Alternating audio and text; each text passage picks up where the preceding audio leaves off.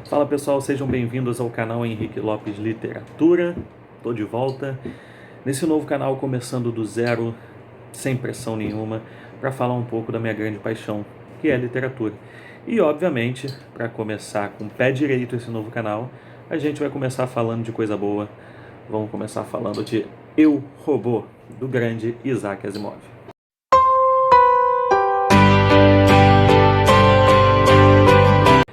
Eu, Robô, galera, é uma coletânea de ficção científica publicada pelo Isaac Asimov lá em 1950 como coletânea. Eu, Robô não é um romance, por assim dizer. Eu, Robô é um conjunto, uma coletânea de contos que foram publicados pelo Asimov durante 10 anos. E ao fim da publicação desses contos, a editora gostou tanto que ela queria lançar no formato de um livro só. Então o Asimov decidiu unir esses contos e não simplesmente jogá-los em uma ordem cronológica aqui. Ele criou um pano de fundo para que a gente pudesse ler esses contos em uma sequência e esses contos formassem uma linha temporal da existência dos robôs na humanidade. E a forma que ele encontrou para fazer isso foi criando uma entrevista com uma grande e importante psicóloga dessa empresa que cria os robôs, para contar essa linha do tempo que passa por todos esses contos que a gente vai falar daqui a pouco. Mas antes, vamos falar um pouquinho do Asimov. O Isaac Asimov, ele é um escritor russo, né? Na verdade americano, porém ele nasceu na Rússia e muito novo ele se naturalizou americano. É um escritor muito trabalhador, por assim dizer. Ele tem muitos títulos publicados. Se eu não me engano, são mais de 80 entre títulos dele mesmo e títulos onde ele trabalhou com revisão e coisas gerais. E o Asimov, ele se apaixonou pelo tema da robótica quando ele leu um conto chamado Eu, Robô, né, que foi lançado em 1930 e alguma coisa, eu não lembro exatamente a data, mas esse conto foi o fio condutor para ele começar a falar sobre robôs e sobre robótica. Inclusive, é dito pelo próprio Asimov que a primeira vez que o termo robótica apareceu em um texto foi em um livro dele, que foi nessa maravilha aqui, certo? E sobre o que é Eu, Robô? Como vocês sabem, eu não gosto muito de contar a história tintim por tintim, porque eu acho que isso faz parte do descobrimento de um grande livro, de uma narrativa, faz parte da experiência de leitura. Mas eu gosto de dar um background do que é. Então, imagine que a gente vive uma sociedade em que o uso de robôs é normalizado. Não normalizado sem nenhum tipo de rejeição pela humanidade. Tem uma grande parcela da humanidade dentro desse mundo que não aceita o uso de robôs e inclusive é contra os robôs viverem em sociedade. E por isso, né, que essa empresa que a gente vai conhecer dentro desse livro, que é a US Robots, ela vai utilizar esses robôs principalmente para trabalhos interplanetários, né? Como a gente vai ver durante esses vários contos. E em Eu, Robô, a gente tem uma entrevista jornalística com uma psicóloga robótica dessa empresa US Robots, e essa entrevista vai permeando todos os 10 contos do Asimov que estão contidos aqui. E é de uma forma bem legal, porque isso fez com que o Asimov não simplesmente jogasse esses contos dentro de um livro, certo? Ele criou uma história por trás para que a gente tivesse a sensação de estar lendo um romance e não um conto. É como se fossem memórias que criam uma linha do tempo, né? E essa linha do tempo vai do robô mais básico, nos anos 90 ou 80, até 2070, alguma coisa assim, onde os robôs já estão totalmente evoluídos e os rumos da humanidade são, por assim dizer, definidos pelas instruções deles. Então é uma amostra de como a tecnologia entra na nossa vida também, né? Eu lembro, pelo menos há 15 anos atrás, eu não tinha um celular. Há 15 anos atrás eu não tinha um celular e eu vivia muito bem com isso. Hoje em dia, se eu passo 2 horas sem meu celular, eu já fico, opa, calma aí, eu preciso ver se chegou algum e-mail, se chegou alguma mensagem. E a gente está deixando a tecnologia decidir o rumo que a gente vai seguir, né? decidir qual que é o próximo passo que a gente vai dar.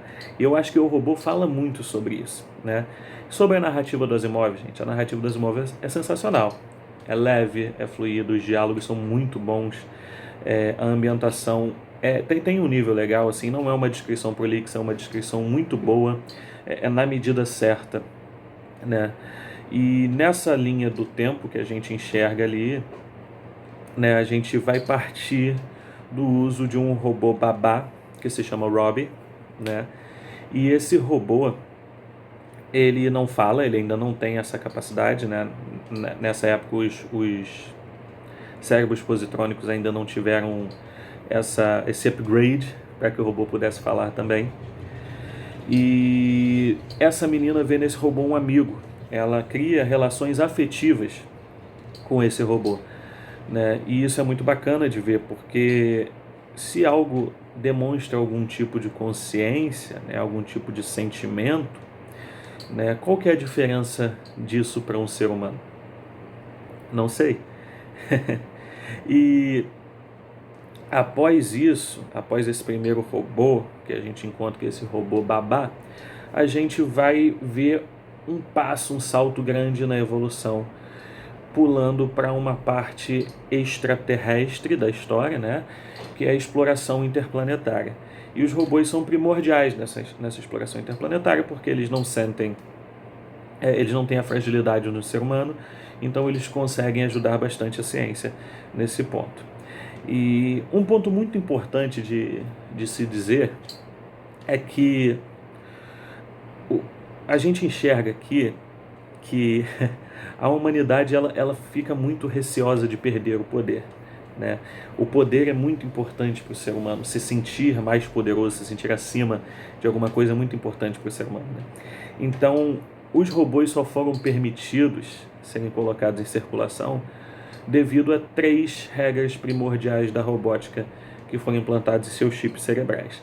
E essas 3 regras são: a número 1, um robô não pode ferir um humano ou permitir que esse humano sofra algum mal por inação, né? Ou seja, ele não pode machucar um ser humano, nem pode permitir que um ser humano seja machucado sem que ele faça nada. 2, os robôs devem obedecer às ordens dos humanos, exceto nos casos que tais ordens entrem em conflito com a primeira, né? Então, se a ordem do humano levar ele a machucar outro humano ou a deixar que o outro humano se machuque,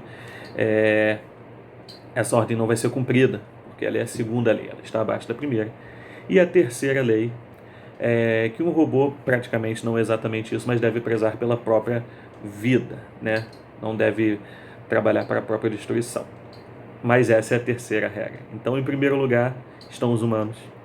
Em segundo lugar, estão as ordens. Em terceiro lugar, estão eles mesmos, né?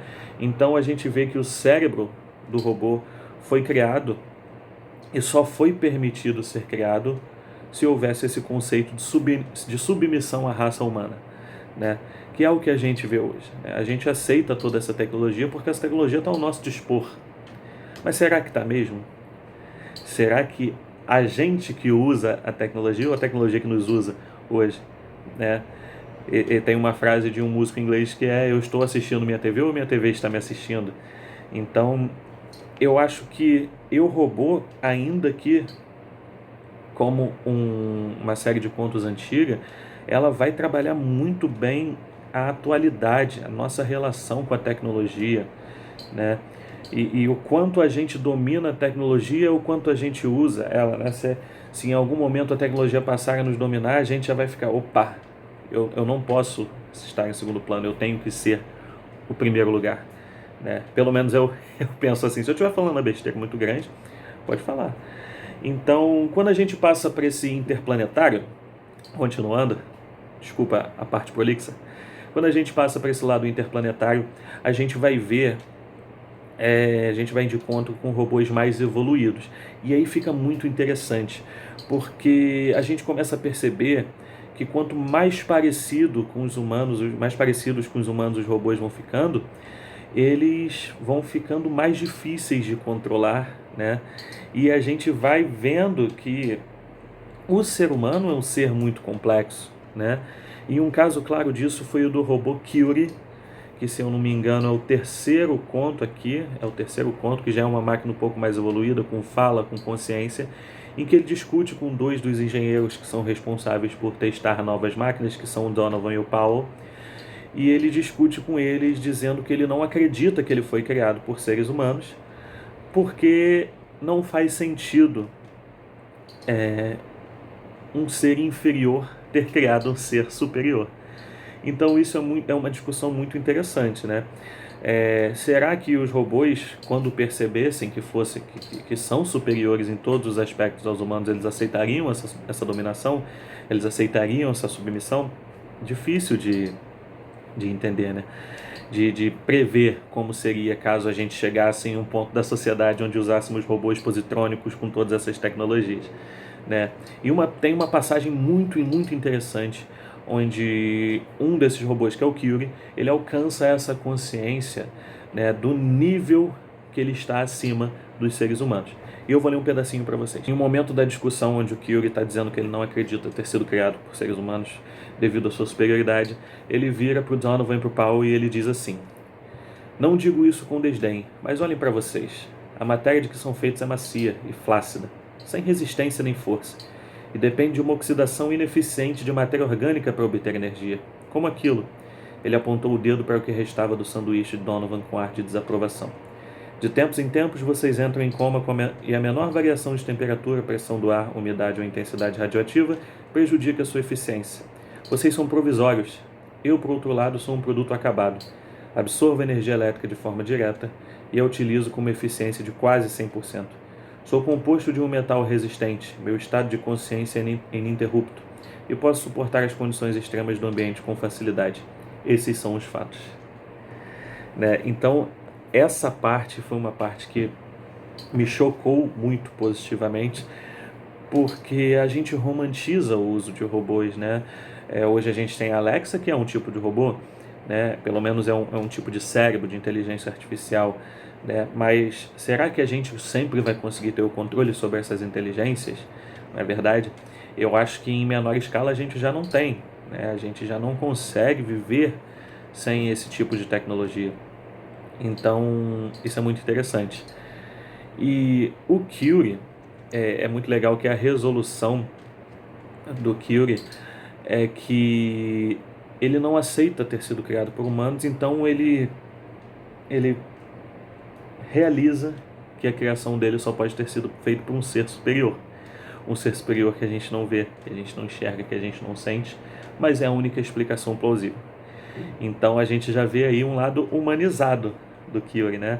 Ele criou uma consciência e ele desenvolveu a característica humana mais presente de todos, que é o ego, que é o se sentir superior, que é o procurar o inexplicável, né, para justificar certas coisas. Isso é muito legal. E após o Curie, a gente vai para um robô ainda mais evoluído em um ponto mais à frente, que é o Huey. E o super interessante do Huey é que ele é um robô que consegue ler mentes. E lendo mentes, ele consegue ver o que você está sentindo, ele consegue antecipar as suas perguntas, os seus questionamentos, ele consegue sentir as suas frustrações, as suas alegrias. E aí imagine só como as duas primeiras leis da robótica se aplicam a um robô que consegue sentir tudo que está passando dentro de você. E eu achei muito interessante porque o Asimov colocou aqui a questão de não deixar que um ser humano se machuque. No caso do Huey, isso vai até o ponto sentimental. O Huey, ele não pode deixar que um ser humano sinta coisas que o deixem triste. A tristeza é uma forma de machucar, né? E por isso, pelo fato de ele conseguir ouvir os pensamentos, essa regra faz com que ele entre em conflitos com várias das ordens que ele recebe. E essa resolução do capítulo dele, eu não vou falar do conto dele, porque é uma resolução fantástica. Vocês precisam ler esse livro para entender essa resolução. Fala muito sobre a condição humana, sobre os sentimentos, sobre as frustrações, sobre a gente querer uma coisa e precisar de outra coisa. E isso é muito legal.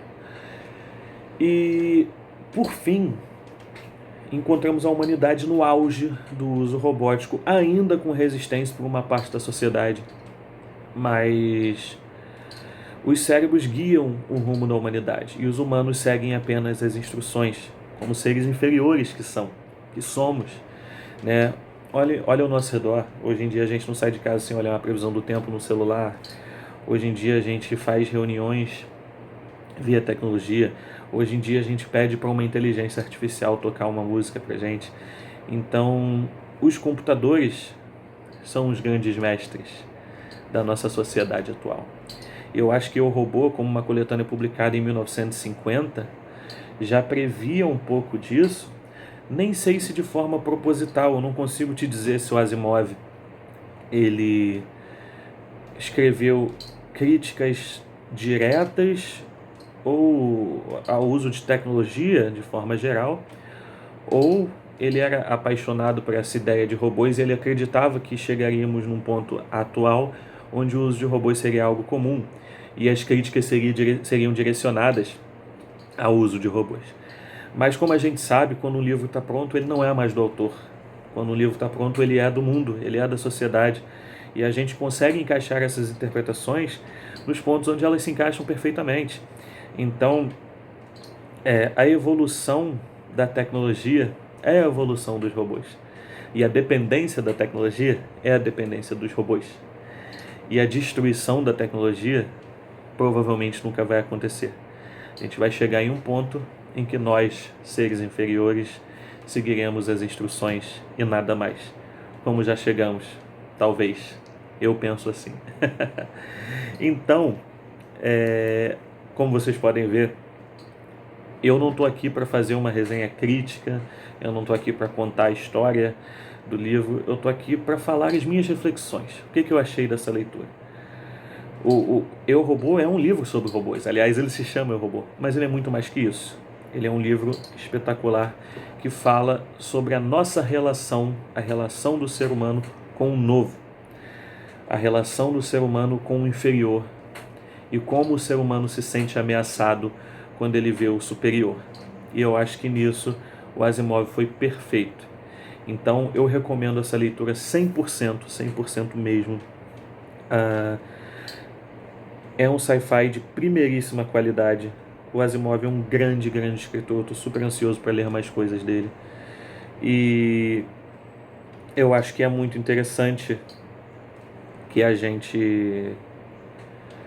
leia esses tipos de livros, porque eu vejo muita gente hoje em dia focada somente em não ficção, como se a ficção fosse algo onde é um lugar onde é impossível aprender, gente. A ficção, ela é um espelho da realidade, né? E com isso, sendo um espelho da realidade, a ficção ela é capaz de te fazer refletir e te fazer mudar o que você vê. E o Asimov ele consegue transcender esse puramente ficcional para algo que é real, para algo que é palpável, né? Aliás, será que estamos próximos de termos robôs andando pela cidade? Eu acredito que sim. A gente não chegou no carro voador, mas robôs a gente já tem. E estamos cada vez mais dependentes deles. Então é isso, pessoal. Falei tudo que tinha para falar, falei até demais. Espero que vocês tenham gostado. Essas foram as minhas impressões, com nenhuma intenção de ser crítico, de nada. Eu só estou aqui falando o que eu senti, o que eu achei ao ler esse livro, para ver se aguça vocês a ler e a refletir um pouquinho sobre essa leitura. Então, se vocês gostaram do vídeo, deixe um like aí pra mim, se inscreva no canal, compartilhe se quiser, se não quiser também não compartilha.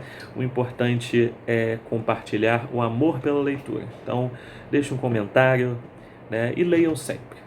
Essa é a mensagem que eu deixo para vocês. Um abraço e até a próxima, galera.